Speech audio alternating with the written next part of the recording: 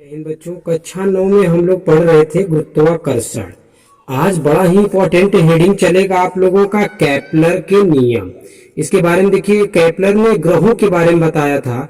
ग्रहों की गति के अध्ययन में सदैव से ही हमारी गहरी रुचि रही है। 16वीं शताब्दी तक अनेक खगोल शास्त्रियों ने ग्रहों के गति से संबंधित बहुत से आंकड़े एकत्रित कर लिए थे। जोहान्स केपलर ने इन आंकड़ों के आधार पर 3 नियम व्युत्पन्न किए। इन्हें केपलर का नियम कहते हैं। तो अब आप हेडिंग डालोगे केपलर के नियम। केपलर के नियम हेडिंग हो गया, उसमें लिखोगे पहले नंबर पे केपलर ने बताया क्या। प्रत्येक ग्रह की कक्षा एक दीर्घवृत्त होती है। दीर्घवृत्त का मतलब समझ गए होंगे। दीर्घवृत्त का मतलब ए इस तरीके से होता है, यानी ऊपर और नीचे चपटा रहेगा, किनारे पे बड़ा हुआ रहेगा, फैला हुआ। जैसे ये ओ है, ये बिल्कुल गोला है, तो ये ऊपर और नीचे चपटा रहेगा, इधर और इधर बढ़ा रहेगा। तो प्रत्येक ग्रह की कक्षा एक दीर्घवृत्त में होती है और सूर्य इस दीर्घवृत्त के एक फोकस पर होता है, जैसा कि अग्र चित्र में दिखा गया। अब यहाँ पे आप अग्र चित्र नहीं दिखेंगे, जैसा कि चित्र में दिखाया गया है। इस चित्र में सूर्य की स्थिति को ओ से दर्शाया गया है। आगे देखिए, चित्र मिल गया आपको। दूसरी पॉइंट है, सूर्य तथा ग्रह को मिलाने वाली रेखा समान समय में समान क्षेत्रफल तय करती है। कह रहा है सूर्य से मिलाने वाली रेखा समान समय में समान क्षेत्रफल तय करती है।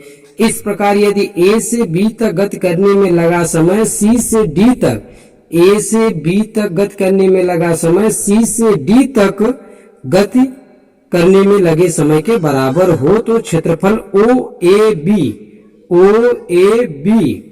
और तथा क्षेत्रफल ओ सी डी, देखिए ओ सी डी बराबर होंगे। तीसरा पॉइंट क्या कह रहा है, सूर्य से किसी ग्रह की औसत दूरी r का घन उस ग्रह के सूर्य के परितः परिक्रमण काल t के वर्ग के अनुक्रमानुपाती होता है। अथवा देखिए, ये हो गया परिक्रमण काल वर्ग हो गया, और ये हो गया इसके बीच की दूरी के घन, ये हो गया घन, ये हो गया वर्ग, ये स्थिरांक है। ठीक है। अब देखिए, इसके बाद जो पॉइंट लिखना है, यह जानना महत्वपूर्ण है कि ग्रहों की गति की व्याख्या करने के लिए केपलर कोई सिद्धांत प्रस्तुत नहीं कर सके। न्यूटन ने ही यह दिखाया कि ग्रहों की गति का कारण गुरुत्वाकर्षण का वह बल है जो सूर्य उन पर लगाता है। न्यूटन ने केपलर के तीसरे यानी ये नियम का उपयोग गुरुत्वाकर्षण बल का परिकलन करने में किया। पृथ्वी का गुरुत्वाकर्षण बल दूरी के साथ घटता जाता है तथा सरल तर्क इस प्रकार है। कल्पना कीजिए कि ग्रहों की कक्षाएं वृत्ताकार हैं। अब देखिए, ये पॉइंट आपको नहीं लिखना है। कल्पना कीजिए, यहां से लेके यहां तक वृत्ताकार है। ठीक है, दूरी साथ घटता जाता है। एक सरल तर्क इस प्रकार है। तो आपको क्या नहीं लिखना है, एक सरल तर्क से ये वृत्ताकार है, ये नहीं लिखना है। इसके बाद उस लाइन को छोड़ के लिखना है, माना कक्षीय वेग v तथा ग्रह की कक्षा की त्रिज्या r है, तब परिक्रमा करते हुए ग्रह पर लगने वाले बल F अनुपाते v²/r। ठीक है, v²/r। तो अब देखिए, यदि परिक्रमण काल t हो तो देखिए v बराबर क्या होगा, 2πr/t, अर्थात v अनुपाते r²/t। ठीक है, r²/t।